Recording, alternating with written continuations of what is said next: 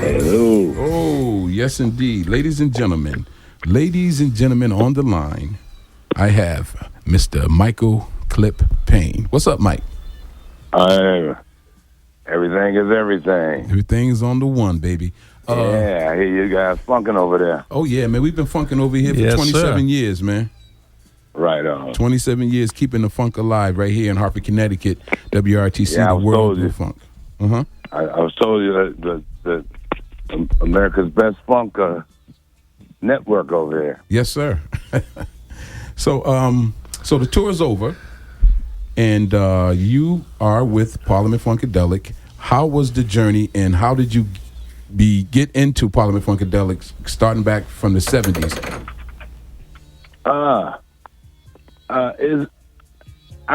I go back to the 70s by just being friends with the guys. Mm-hmm. There were some people I knew. I worked. I'm from Detroit, right? So my destination always away from home was to go into a recording studio because I wanted to be an engineer. Mm-hmm. And while I was there, like as a second, George Clinton was one of the main clients there. Mm-hmm. And so I was a runner, became really good friends with Glenn and Gary and Mudbone. Okay. And so that was my entry into the door with the band. Mm-hmm. And then I was just around so much during recordings that I pretty much knew the record because I knew how they were constructed. Mm-hmm. And just one day, this is during the time that George was starting Parlette and Brides. Mm-hmm. And he had a whole new cast that he was going to make the band, and which the main two people that he was going to start with was Tyrone Lampkin and Skeet, who we all knew. Mm-hmm. And before you knew it, he just sent me out on the road with the band. So I got my first road experience as valet for all of these bands, Bootsy and George, and I was kind of like that. I learned that to do whatever it took to give a great show or whatever it took to have a great tour. Mm-hmm. Just yeah, think fast on your feet. Mm-hmm. So apparently, I've been there since '77, and I haven't been released yet. Sometimes I'm begging to be released, but but it turns out I've been for a while a necessary part. I'm not sure if I can't assume that every year because when I came, it used to be that Parliament-Funkadelic would be like the roster would be tacked on the wall, one sheet of paper of this is who made the cut. Mm-hmm.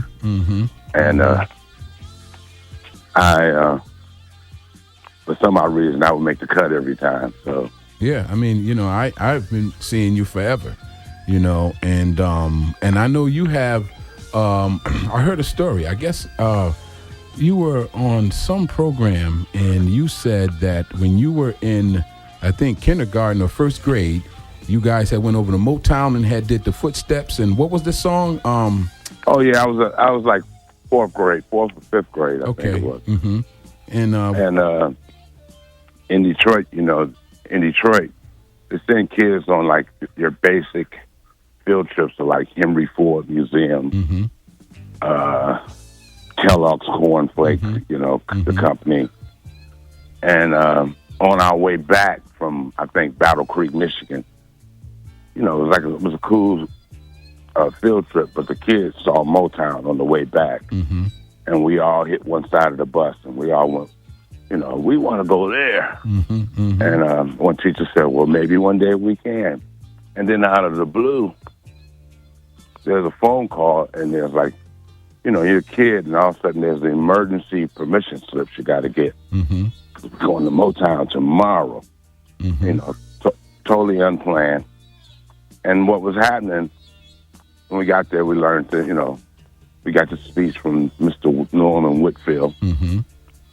And then he showed us how the mics work. And then he said, hey, the kids want to test the mic? Sure. We need some stuffing right here. So the song was 25 Miles to Go. Yes. Mm-hmm. And there's a portion that says, come on, feet, start moving. Yeah. And so when you hear the beginning of the record, maybe the first 30, 40 seconds of that song is a bunch of us kids like in the studio stomping, dancing down by the microphone. Mm-hmm. So that was my first take on recording. Okay, and and after that day, I was hooked. Exactly. I was going to say from that point on, you knew exactly what you wanted to do. Yeah. And for me, it looked easy.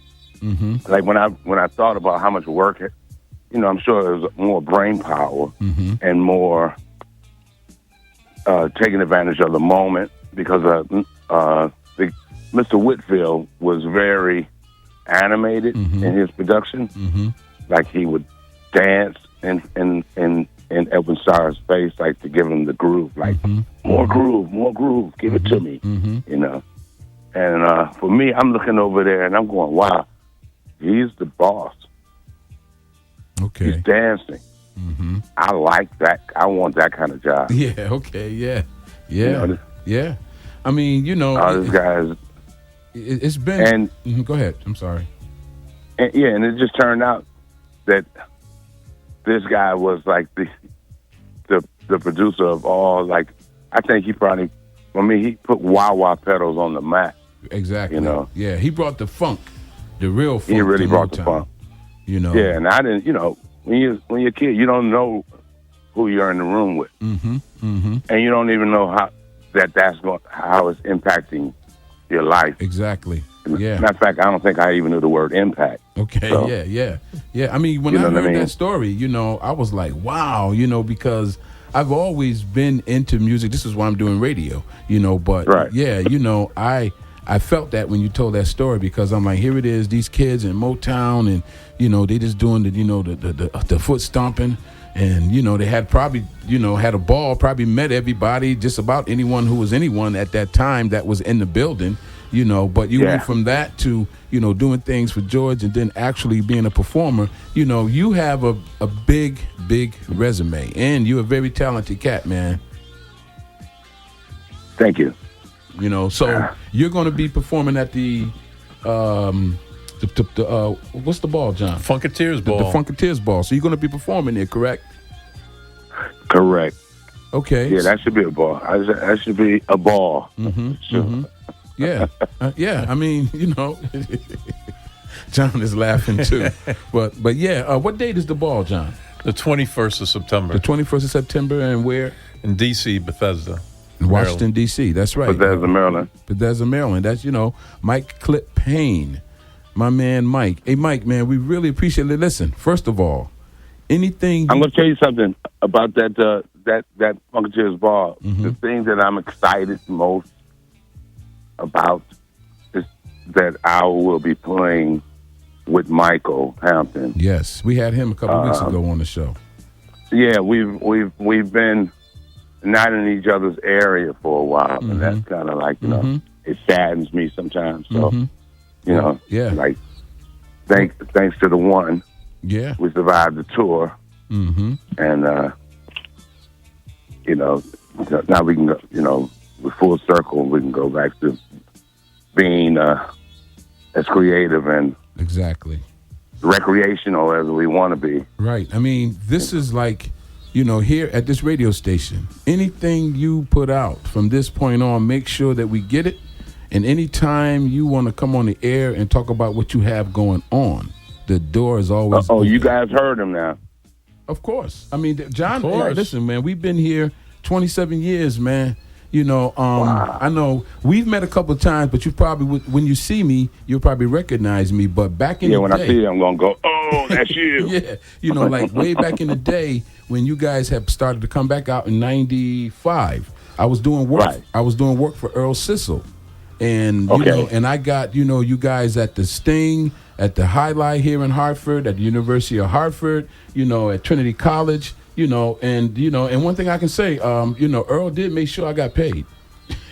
Right on. So thank you, Earl. But yeah, so when you see me, you probably be like, okay, I remember this cat, and then I think the last time I saw you guys was at the Xfinity Theater in Hartford, Connecticut, in July. Right. And I have a drop from you from that particular day that I'm gonna play right now, so you can hear it. Here we check it out. You can hear the high in my hello. What's up, Hartford? This is Mike Cliff Payne of Parliament-Funkadelic, and you're listening to WRTC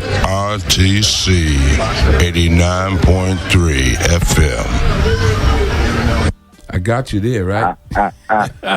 You can hear the high in my hello right yes, there. Yes, indeed, brother. So, yeah. And we play that every week, too, when we're on the air here. So, right so we keep it 100 here. As I said, 98% P-Funk, excuse me, 2% other stuff. But, hey, that was pretty funky right there. Yes, sir. But, yeah, man, as I mentioned, man, thank you for calling, man. And, anytime you want to call us, you can. New music, let us know. We get it out. We do what we can.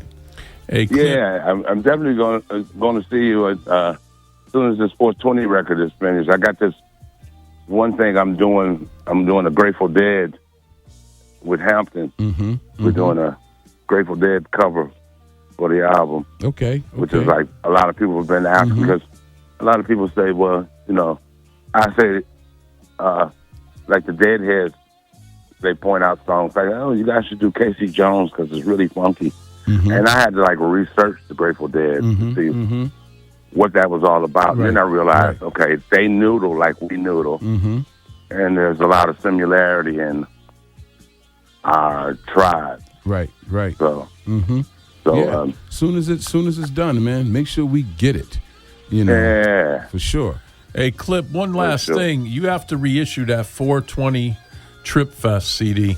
People keep asking for it. Okay.